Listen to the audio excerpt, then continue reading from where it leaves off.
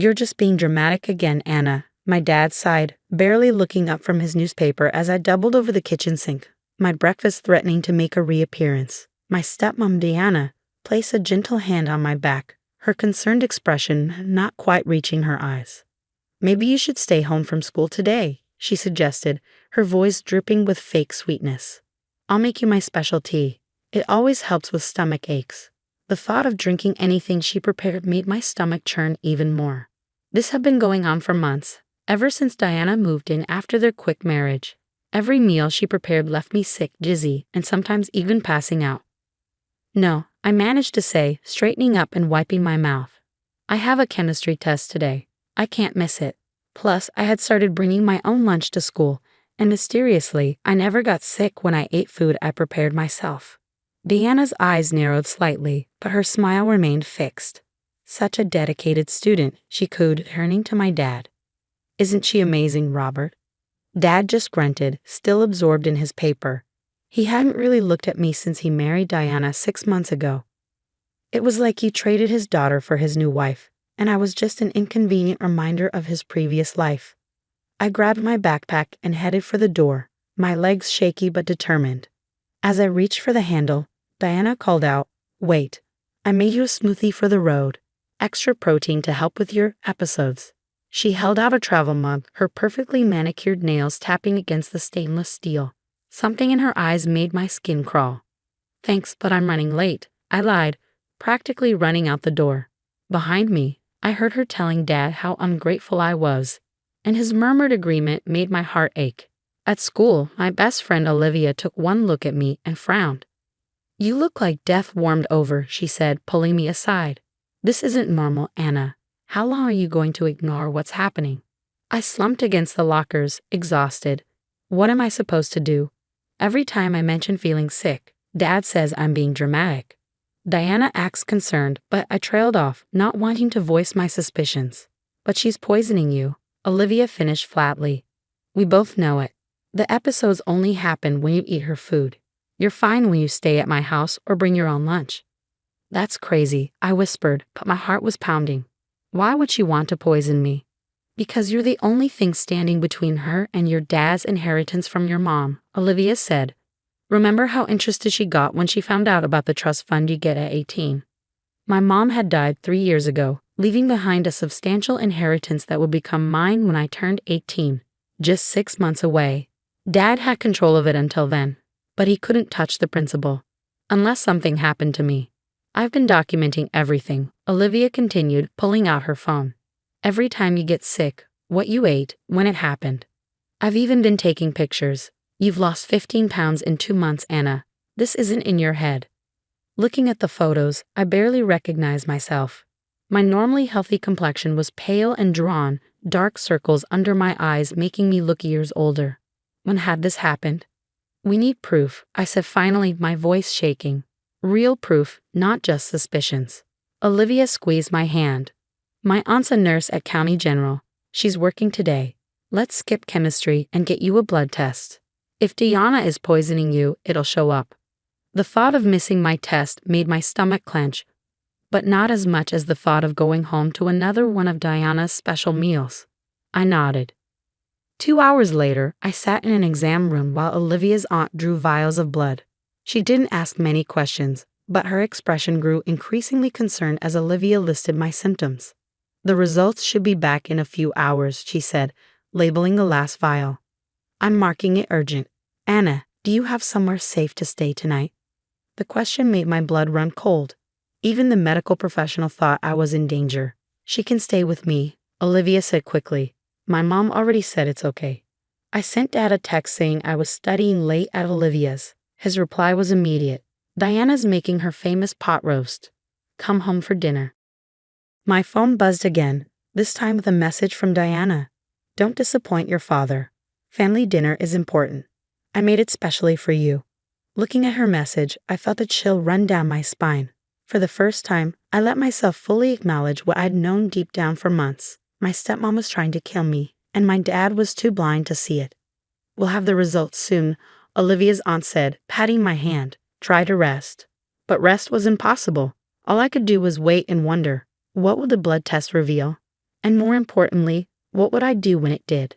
The hospital waiting room felt like it was closing in on me. Olivia paced back and forth while I stared at my phone, watching the messages pile up.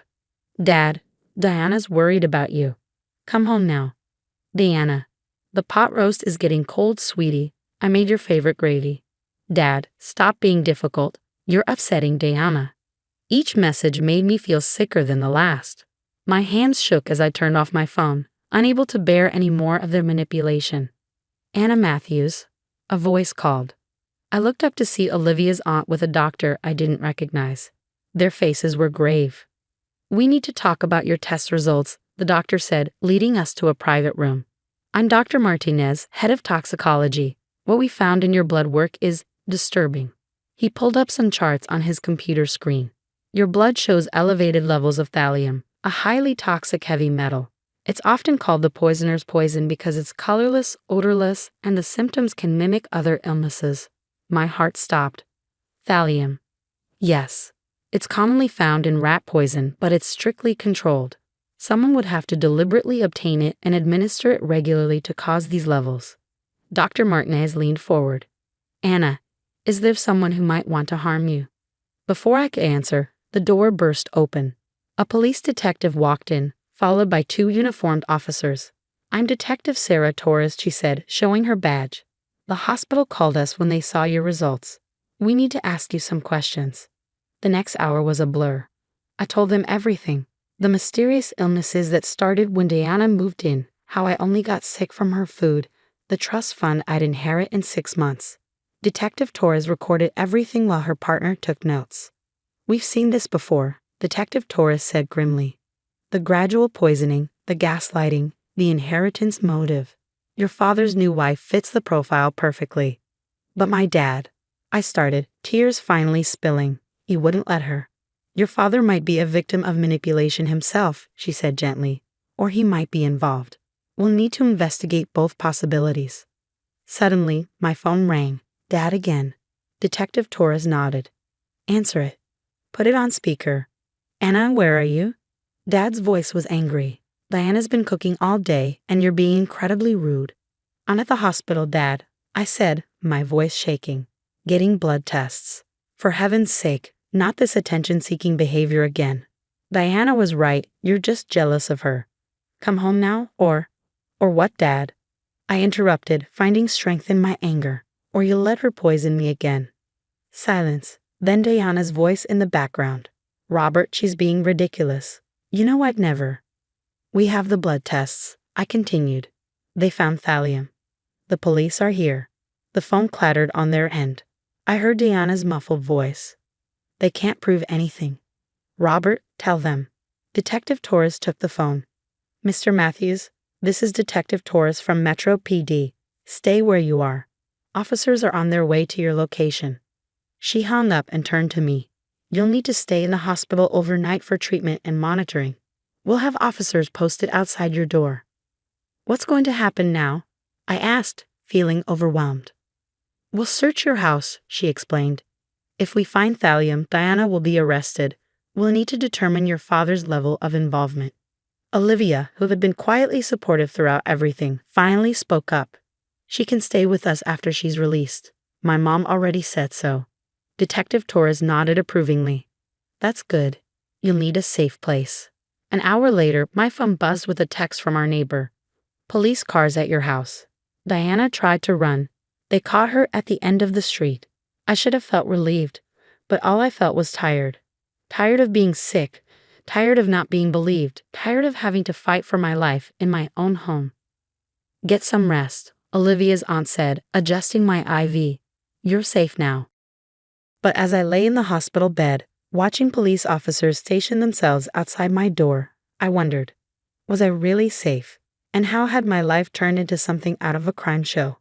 More importantly, what would happen when I finally had to face my father again? The man who had chosen to believe his new wife over his own daughter, who had watched me waste away and called it dramatic. Could any blood test repair that kind of betrayal? The medication they gave me started to take effect, and as I drifted off, I heard Detective Torres on the phone in the hallway. Search the kitchen first. Focus on the tea collection and any powdered supplements. And check the smoothie in the travel mug by the sink. Something tells me we'll find exactly what we're looking for. 3 days later, I sat in Detective Torres' office, staring at the evidence photos spread across her desk. The search of our house had revealed everything. Packets of thallium hidden in Diana's specialty collection, traces of poison in her protein powder, and detailed notes about dosages in her personal diary. She was methodical, Detective Torres explained. Started with small doses, gradually increasing them. Her diary shows she was planning to deliver a fatal dose on your birthday, 3 weeks from now. My stomach lurched. And my dad. She sighed, shuffling some papers. Your father was willfully ignorant, but we found no evidence he knew about the poisoning. He's facing charges of child endangerment and neglect, but not attempted murder like Diana. I nodded, feeling strangely numb. Dad was being held in a different jail from Diana, and both were denied bail. My phone was full of voicemails from him, ranging from angry accusations to tearful apologies. I hadn't listened to any of them. There's something else, Detective Torres said, pulling out another document. When we searched Diana's computer, we found searches about your mother's death 3 years ago. My head snapped up. What? She was researching your mother's symptoms before her accident. We've reopened that investigation. The implications hit me like a truck. Had Diana been in our lives even before she married Dad? Had Mom's death really been an accident? The DA is offering Diana a deal, Detective Torres continued. If she cooperates with the investigation into your mother's death, they'll recommend a lighter sentence for your poisoning. I stood up abruptly, needing to move. I can't think about that right now. You don't have to. Focus on getting better. The hospital says your thallium levels are dropping, but you'll need ongoing treatment. I was staying with Olivia's family, who had become my sanctuary. Her mom, a family court lawyer, was helping me file for emancipation. The trust fund my mom left would be enough to support me through college and beyond. That evening, as Olivia and I sat in her backyard, my phone rang with an unfamiliar number. It was Dad, calling from jail. Answer it, Olivia encouraged. You're safe now. He can't hurt you anymore. With shaking hands, I accepted the call. Anna, Dad's voice cracked. Princess, I'm so sorry. I should have listened. Should have protected you. Like you protected Mom? I asked coldly. His sharp intake of breath told me everything. What are you talking about? The police are reopening Mom's case, Dad. Did you know Diana back then? Did you know what she did? No, he protested. I met her at a grief support group 6 months before we married. She helped me through losing your mother. She helped herself to Mom's life, I corrected. And then she tried to help herself to mine. The silence stretched between us, heavy with unspoken accusations. I failed you, he finally whispered. I failed both of you. Yes, you did. My voice was steady now. Goodbye, Dad. I hung up, feeling lighter somehow. Olivia squeezed my hand, and we watched the sunset together. 6 months later, I stood in court watching Diana's sentencing. She had taken the DA's deal, confessing to everything, including her role in my mother's death. She had been stalking our family for years, positioning herself to replace Mom and eventually me. Dad got 5 years for child endangerment. Diana got 25 to life. Neither sentence felt long enough, but at least it was over. I turned 18 the week after the sentencing, inheriting both my mom's trust fund and our family home. The first thing I did was hire a hazmat team to deep clean the kitchen. The second was to start therapy. Olivia's family helped me move back home, and slowly the house began to feel safe again. I replaced Diana's poison tea collection with my own carefully chosen herbs. I learned to cook for myself, finding joy in preparing meals that nourish rather than harmed. 1 year later, I stood in my kitchen, preparing dinner for Olivia and her family. The people who had believed me, protected me, and helped me rebuild my life. The acceptance letter to the forensic science program at State University was proudly displayed on my fridge. To new beginnings, Olivia's mom toasted at dinner. And to believing women when they say something's wrong, Olivia added firmly. I raised my glass, thinking of how far I come from that scared, sick girl who couldn't convince her own father she was being poisoned. To truth, I said, no matter how bitter it tastes. Later that night, I added a final entry to my journal. Mom, I hope you're proud. I survived what killed you. I exposed the truth. And I promise I'll spend my life making sure no other daughter has to fight so hard to be believed. The bitter taste of betrayal would always linger, but I had transformed it into something powerful, a determination to protect others and a commitment to trust my own instincts. Sometimes the most toxic thing in our lives isn't the poison in our food, but the people who make us doubt our own truth. I was finally free, and more importantly, I was alive. That was the best revenge of all.